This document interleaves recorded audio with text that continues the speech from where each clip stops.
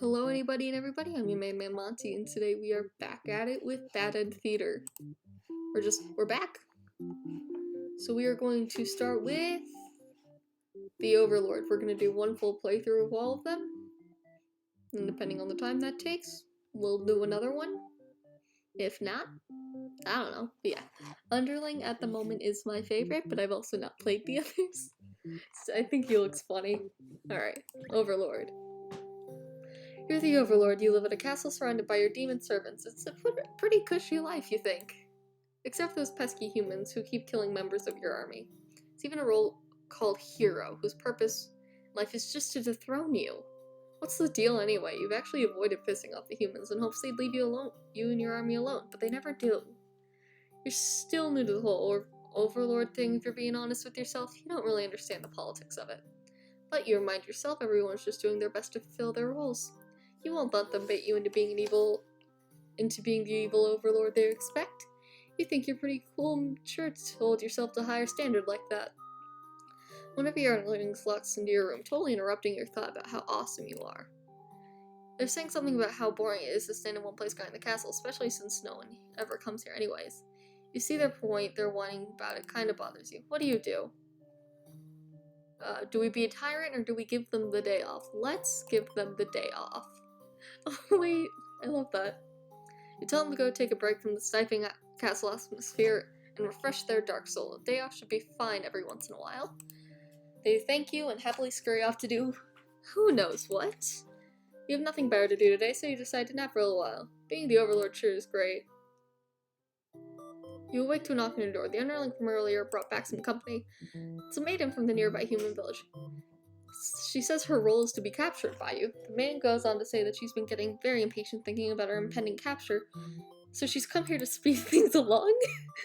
Wait, that's why she went there? Oh! You appreciate her honesty, but regret to inform her you never had any plans to capture any humans. She seems disappointed by this. Perhaps I'm not performing on my role well enough. How can I be more maiden-like? You don't really understand the question. You think this world puts way too much focus on destiny and junk? Just go home and stop worrying about it, you tell her. Maiden seems to be having a hard time wrapping her head around this. She insists that she stay and talk to you more. You feel warm inside as she looks into your eyes. Is this the first time a human has looked at you without contempt? You wonder what to say. Tell her she better go home. I want her to stay. She seems nice. Flowers. We just have the third eye.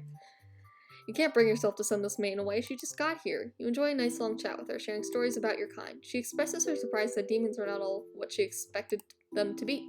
You're glad she seems to have an open mind about these things. You also bring up how you always instruct your army to avoid humans and not agitate them, to get heroes sent after you. That explains why the people of my village have been left unharmed. It's because of your orders, isn't it? We're very grateful. You're surprised to hear her thank you. You've always thought humans to be violent and unreasonable. That's why your servants are always getting killed, despite your efforts to leave them alone. But this maiden is different.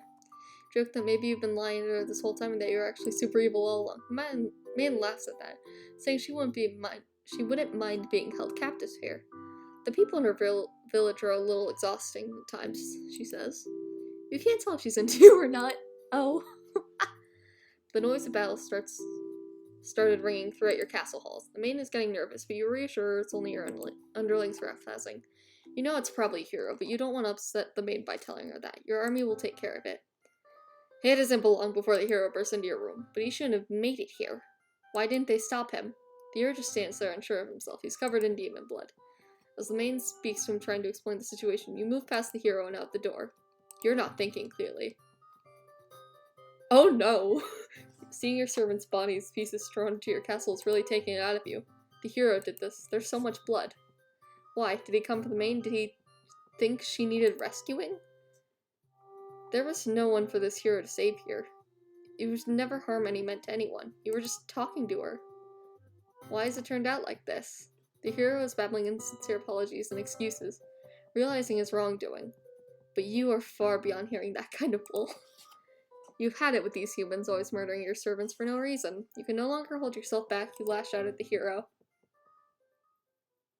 You regain control. There's nothing left of the hero. The maiden is fled in terror. You're alone. Oh! Alright, let's reset the stage. So, tyrant and antisocial. Okay, that's sad. No! I do want us to take, like, another look at hers. Why? Why'd they have to die? That's slightly that's upsetting. Alright. Maiden. You are a maiden. You live in a peaceful village next to a spooky demon overlord's castle. You're told that you are fated to be captured by the overlord one day because you're a beautiful young girl. Demon overlords apparently love capturing those. She looks very confused. You think how you haven't heard of that actually happening to anyone, but maybe just demons haven't been given the opportunity. Who knows? You're in church, you pray to your god asking why you have been born in this role of a maiden. You respect the divine plan and all, but you're really curious of what point it is.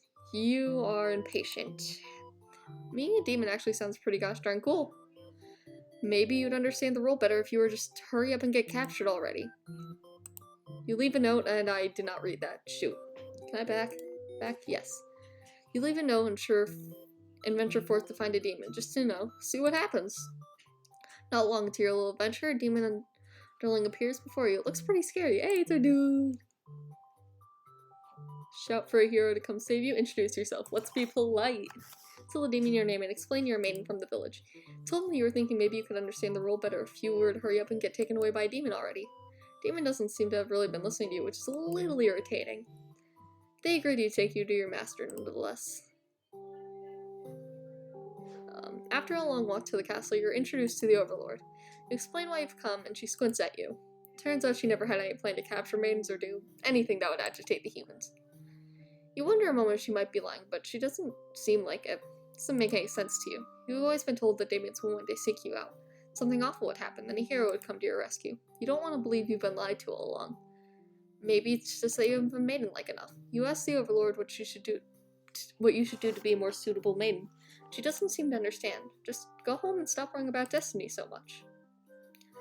She makes it sound so simple. The Overlord sounds like the complete opposite of you. You want to learn more about her and how she thinks. You insist on staying and talk with her some more. The Overlord shares many stories about the demons with you. Little by little, you realize they might not be the ruthless monsters you were raised to believe. As it turns out, she commanded her demons to avoid towns and villages. She didn't want to risk it, giving the humans any excuse to send a hero after them. You realize that must be why you've never heard of any demons attacking your town. You express your gratitude to the Overlord on behalf of your village. She says you can thank her by telling the humans to stop raising the heroes. She's tired of servants getting killed off by them. I've always thought the demons were violent and unreasonable creatures, but it seems the Overlord could say the same about humans. You may be different, but really they're just trying to live their lives the same as you. You feel like you're starting to understand things a lot better. But maybe everything I've said was to deceive you. And the other humans, what would you do if I turned out to be super evil all along? Even if she were to capture you by now, you think this place is far more interesting than the way things are back at home. You kind of like not being told to expect demons to come after you all the time. You feel free. Honestly, you've always kept to yourself, but spending time with the Overlord has been very nice. You feel butterflies in your stomach. Then a hero barges into the room. His clothes are stained by dark liquid.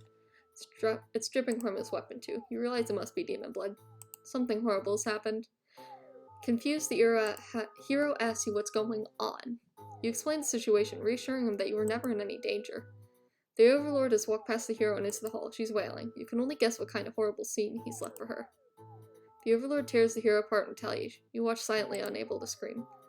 The Overlord, who you had just been getting along with so well, has killed another human right in front of you. It's clear that you've been more deceived by the sweet words. Demons are ruthless monsters after all. You somehow manage to slip past the Overlord and make it out of the blood-soaked castle. You never look back. You escape Maiden and A. Now hold on a minute. Okay, so we don't know what her other one is, though. I'll need to figure that out. Doesn't scream at the sight of the underling. Okay. So. Here's the thing with that. I feel like the maiden shouldn't blame her. Let's do the hero. You are the hero. You like to think yourself as a pretty reliable and swell guy. No. Your life has been rather ordinary aside from the occasional heroic adventures, fighting evil monsters and whatnot.